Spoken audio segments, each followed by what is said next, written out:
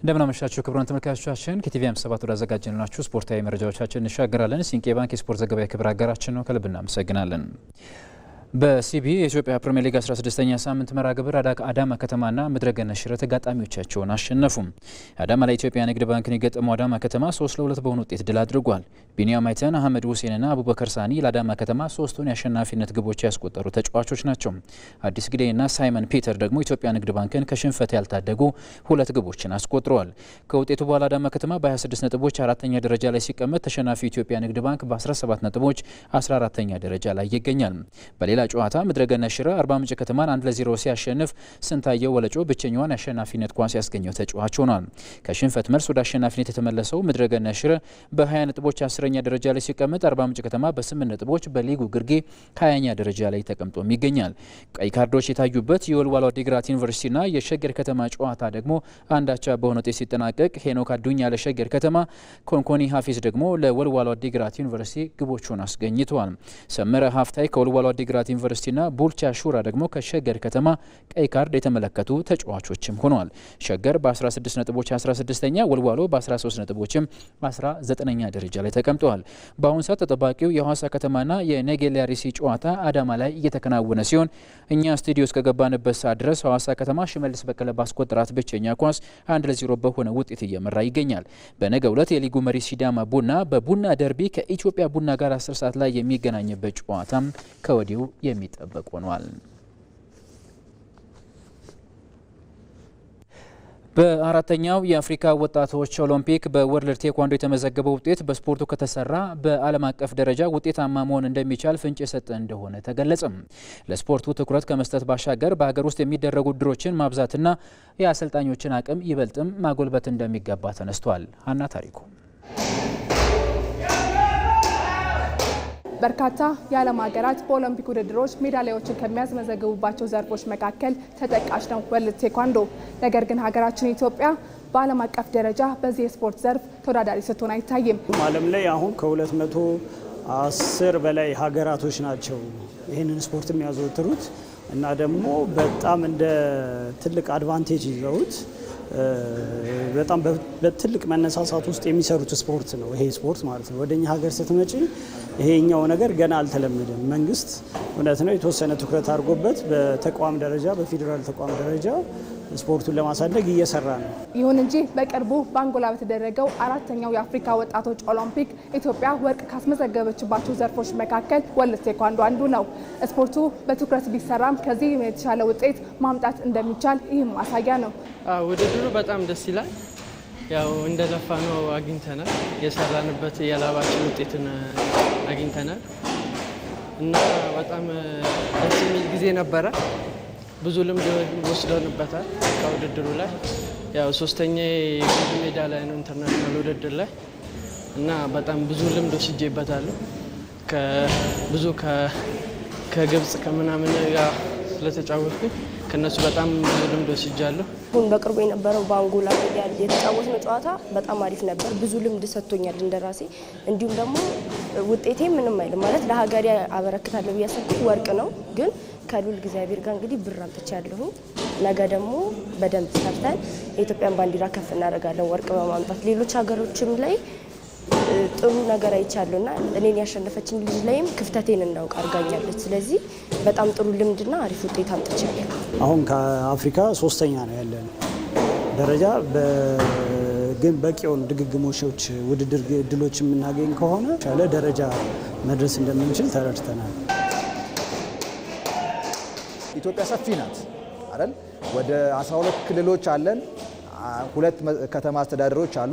እነዚህን ሁሉ ልጆች ደግሞ በወርልድ ቴኳንዶ ያሉትን ስንጠቀም ከዚህ በላይ ውጤት ይመጣልና የኢትዮጵያ ወርልድ ቴኳንዶ ፌዴሬሽን አሁንም ውድድሮችን በማስፋት በርካታ አትሌቶችን በማምጣት ሀገርን በተሻለ ደረጃ ተፎካካሪ ለማድረግ ለመሳተፍ አይደለም አሸናፊ ሀገር ከመገንባት ረገድ የበኩላችን ድርሻ ለመውጣት አሁንም እየሰራ ነው። እቅዳችን ኦሎምፒክ ነው። ኦሎምፒክ ላይ ሀገራችንን ማሳተፍ ነው። ከዚህ በፊት አንዴ ወክለናል ተሳትፈናል እና በቀጣይም ኦሎምፒክ ለመወዳደር 2026 የጁኒየር ኦሎምፒክ ላይ ለመሳተፍ ነው እቅዳችን። ለዛም ነው እየሰራን ያለነው እና በቀን 2 ትሬኒንግ እስከ መሸፈን ድረስ 3ም እስከ መሸፈን ድረስ በደንብ እየሰራ ነው። ብዙ ያልታዩ ልጆች አሉና እነሱ ላይ ፎከስ በማድረግ በደንብ በመስራት ሀገራችንን ማስጠራት እንችላለን እና በቃ ስራው ላይ በደንብ መበረታታት ያለብን። እኛ ሀገር ውስጥ ብዙ ክለቦች አሉ። መብራት ኃይል አለ፣ መቻል አለ፣ ባንክ አለ። እነዚህ ብዙ የአትሌቲክስ ኢቨንቶችን ይዘዋል። አትሌቲክስ ክለቦች አሉ። መያዛቸው ጥሩ ነው፣ ግን ምን ማድረግ አለባቸው? ሌሎችንም ማካተት መቻል አለባቸው። አካዳሚያውን በከፍተኛ ደረጃ ከእግር ኳስ ከአትሌቲክስ ባልተናነሰ እንደውም በጣም በከፍተኛ ደረጃ ወርልድ ቴኳንዶ ላይ ይሰራል። ለምን? ውጤቱን እያየም ስለሆነ ነው። እና ከዛ ረገድ እነዚህ ክለባቶችም እነዚህን ነገሮች ማካተት መቻል አለባቸው። ከዚህ አንጻር የወርልድ ቴኳንዶ ባለሙያዎቻችን ጥሩ የሚባል የአቅም ግንባታ ስልጠናዎችን ያገኙበት አጋጣሚ እስከ ውጭ ድረስ ሄደው ተምረው መጥተው ያንን እውቀታቸውን ደግሞ እዚህ መተግበራቸው ነው። ይሄ መተግበራቸው ደግሞ የሚያሳየን ምንድነው? ልጆቻቸው የሚያመጡት ውጤት የዛ ነጸብራቅ እንደሆነ ያሳየናል። ከዚህም ባልፎ እንግዲህ በተቋም ውስጥ ባሉ ሌሎች ስፖርት ላይም እንደዚሁ በርካታ ትልቅ እውቀት ያላቸው ባለሙያዎች የተሰበሰቡበት ግቢ ስለሆነ ይሄንን የእውቀት ትሩፋት ለተለያዩ ሀገር ውስጥ ላሉ የስፖርት ተቋማት አሰልጣኞች፣ ባለሙያዎች እንደዚሁ ዲሊቨር ማድረግ የተቻለበት አግባብ ስላለ ጥሩ ነው ብዬ አስባለሁ እየተሰራ ያለው ነገር። ከውጭ የአውሮፓ ሻምፒዮንስ ሊግ የሰባተኛ ዙር መርሃ ግብሮች ዛሬም ቀጥለው ሲደረጉ ቼልሲና ሊቨርፑልን ጨምሮ ባርሴሎና፣ አትሌቲኮ ማድሪድና ባየር ሙኒክ የሚያደርጓቸው መርሃ ግብሮች ትኩረትን አግኝተዋል። እኚህን ጨዋታዎች በተመለከተ ነጻነት ጫን ያለው ተጨማሪ ዘገባ አለው። የአውሮፓ ክለቦች ታላቁ የእግር ኳስ ውድድር የአውሮፓ ሻምፒዮንስ ሊግ ዛሬ በርካታ ወሳኝ ጨዋታዎች ይካሄዱበታል። 8 ውስጥ ሆነው ለቀጥታ ለማለፍ በሚደረገው ፍልሚያ የ6 ጊዜ የክብሩ ባለቤት ሊቨርፑል ወደ ቬሎድሮም ስታዲየም በማቅናት በታሪክ አንድ ጊዜ ዋንጫውን ካሸነፈው ማርሴይ ይገናኛል። ካደረጋቸው 6 ጨዋታዎች 4ቱን አሸንፎ በሁለቱ በመረታት በ12 ነጥብ 11ኛ ደረጃ ላይ የሚገኘው ሊቨርፑል ወደ 4ኛ አሊያም ወደ 5ኛ ደረጃ ከፍ የሚያደርገውን እድል ለመጠቀም ይታትራል። በመጨረሻ የሻምፒዮንስ ሊግ ጨዋታው ጠንካራውን ክለብ ኢንተር ሚላንን 1-0 የረታው ሊቨርፑል ከሮቤርቶ ዲዘርቢ ቡድን ከባድ ፈተና እንደሚገጥመው ይጠበቃል። በሌላ ጨዋታ በ41 ዓመቱ አሰልጣኝ ሮሰኒዮሪ እየተመራ በመድረኩ 4ኛ ድሉን አስመዝግቦ ከ14ኛ ወደ 6ኛ ከፍ ለማለት የሚጥረው ቼልሲ የቆጵረሱን ክለብ ፓፎስን በስታንፎርድ ብሪጅ ያስተናግዳል። ከባለፉት 8 ጨዋታዎች ሁለቱን ብቻ ያሸነፈው ቼልሲ በመድረኩ በሜዳው ባደረጋቸው 17 ጨዋታዎች አለመረታቱና በርካታ ተጫዋቾችን ከጉዳት መልስ ማግኘቱ እንዲሁም ተጋጣሚው 29ኛ ደረጃ ላይ መገኘቱ የማሸነፍ ቅድመ ግምቱን እንዲወስድ አስችሎታል። ሊያም ሮሰኒዮር በሻምፒየንስ ሊጉ ለመጀመሪያ ጊዜ ክለብ ይመራሉ። ከተጠባቂ ክለቦች መካከል የስፔኑ ክለብ ባርሴሎና 4ኛ ድሉን አስመዝግቦ 8 ውስጥ ለመካተት ሲል ወደ ቼክ በማምራት በፎርቹና አሬና ስላቪያ ፕራግን ይገጥማል። ከበርካታ ጨዋታዎች በኋላ በሪያል ሶሴዳድ 2-1 የተረታው የሃንሲ ፍሊክ ቡድን አንድም ጨዋታ ሳያሸንፍ 34ኛ ደረጃ ላይ የሚገኘውን ክለብ ነው የሚገጥመው።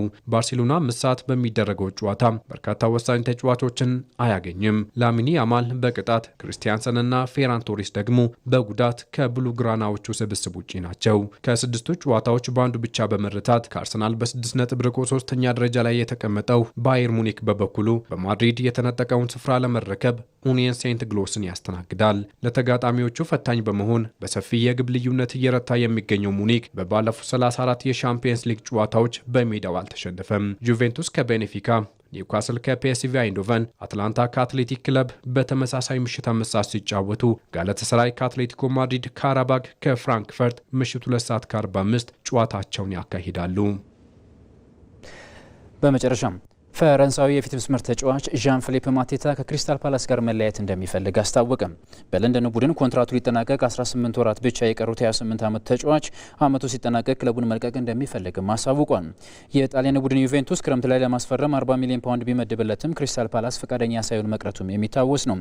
አሁን ላይ ስሙ ከአስቶን ቪላ ጋር የተያዘ የሚገኘው ማቴታ በክለቡ የወደፊት እቅድም ደስተኛ አለመሆኑ ተነግሯል።